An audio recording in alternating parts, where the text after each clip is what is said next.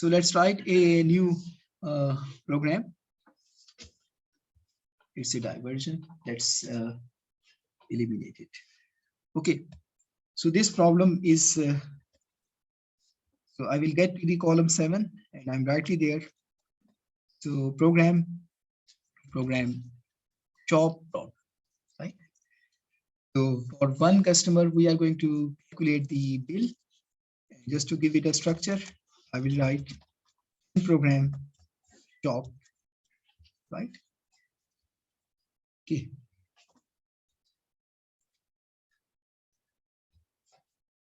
Save the program in the working directory. So it is in G folder, G77 bin directory. It should be a Fortran file, Fortran freeform file, which gives us the highlighting or coloring of the text, right? So this is a shop.for. So for a shopkeeper, we have written, we are going to write this program.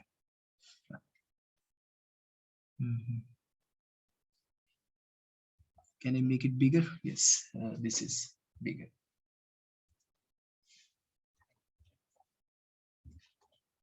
Implicit none. So the quantities that I have defined, identified, these are items, quantity, unit price, and something, right? So the number of items would be integer. I would say integer. Item number, right? Item number, right? This would be integer.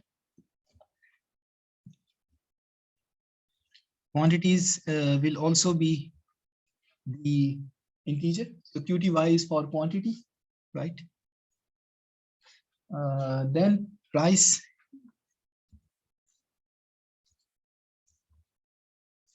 So I would say unit price. Then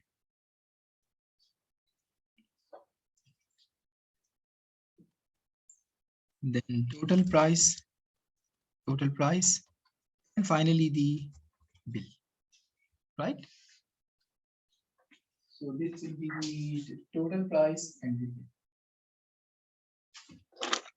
This is consistent. This is total price, and this would be bill, right? Bill has to be calculated. It is going to be the total sum, right? So one shopkeeper to get something, right? So I would write here enter value of values of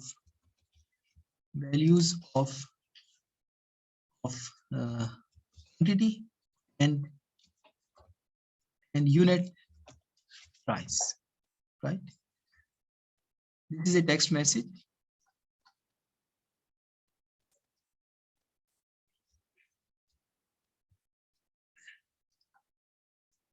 So I would say item number is equal to 1.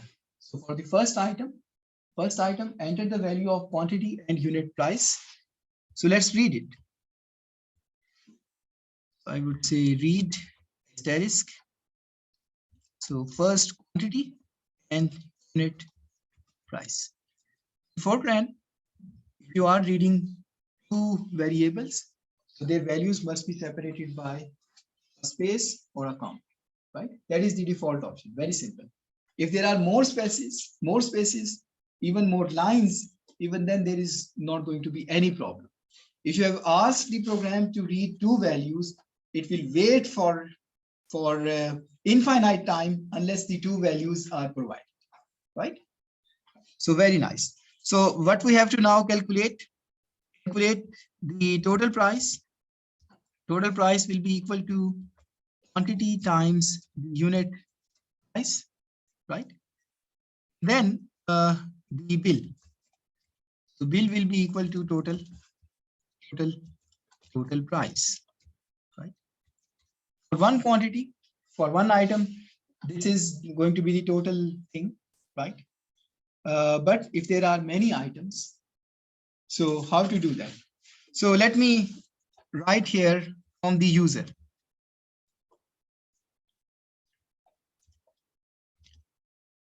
Do you like to buy something else? Right? Right? I'm going to make use of go-to statement with if statement. So for the time being, we have learned only the real and integer values. So I would say if the user say yes, I will add 1. I will consider 1. And if no, then I will say 0, right? 1 or 0. 1 for the new item and 0 for okay, no more items. So then again for the user, enter 1 or yes, right? And enter 0 or no.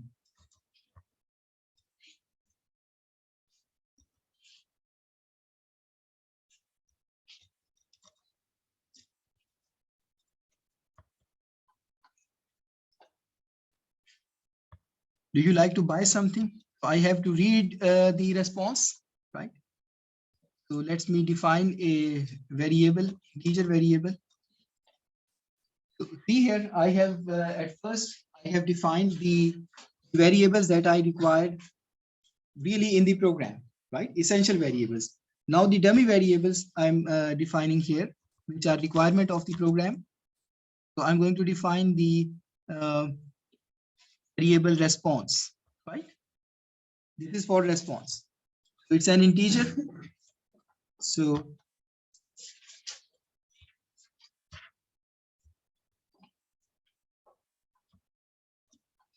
let me read the response. So read response, right? Read response 0 or 1, right? We have first informed the reader, the user, that do you want to proceed further? So now, if the response is equal to 1, right? If response is equal to 1, then go to 20. Go to 20. So here, let me label here 20, right? So, and else, go ahead. But with the new value, the bill should be updated, right? So let me write here bill equal to 0. Then here, let me say bill plus total price. Update the bill. If it runs one more time, go for it. And let us set this one equal to 0. And then after getting this one, item number equal to item number plus 1, right? So look for my calculation. How many of you agree with me? How many of you agree with? Let me see. It is written in the right columns. So item number 0, bill equal to 0 at the start, right? So enter the values of quantity and unit price. So with this one, I said, okay, first item has been purchased, quantity and unit price. And then total price has been calculated with the unit price times this. And the bill is updated as bill plus total price. Do you like to buy something else? So 1 for yes and 0 for no.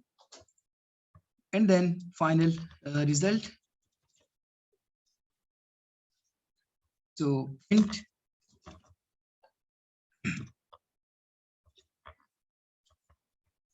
your total bill was equal to bill.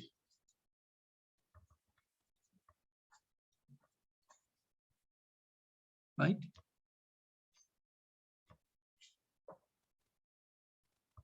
Okay, so let's make it more informed. From my point of view, this program is complete. It is going to work for you, but let's give it a bit fine structure. I print a line like this. I write print item number, print quantity purchased,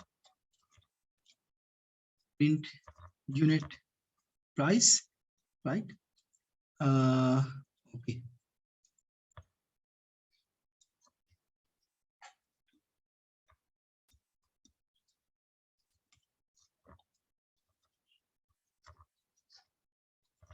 Print asterisk.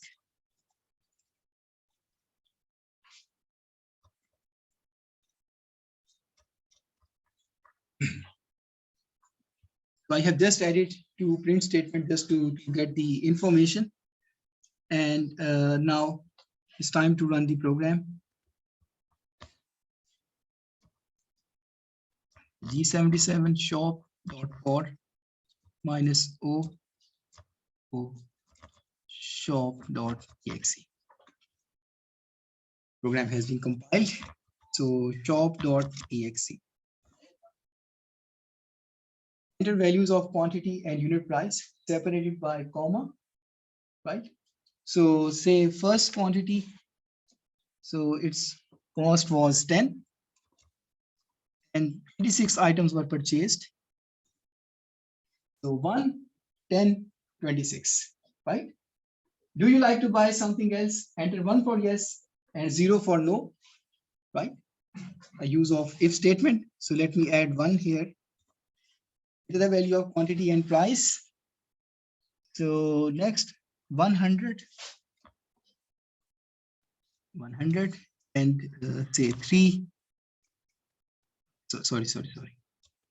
100 and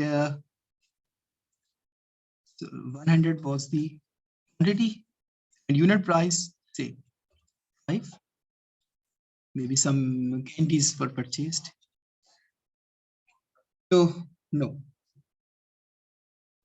Or nahi kuch, we are not interested to buy more things. So 760 is the bill. Is it reasonable? Right? 760 is the bill. 10 items and with the price 26. So 260 and 100 items with price 500 plus 260, 760, right? This program will run for, thank you for buying with us. So these are the messages that is going to be the receipt. So item number 2, item number 1. So just to make it more interactive. So before that one, before printing,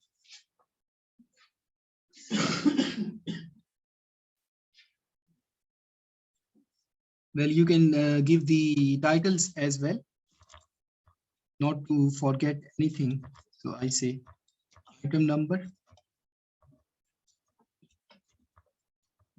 quantity, and unit. Sorry.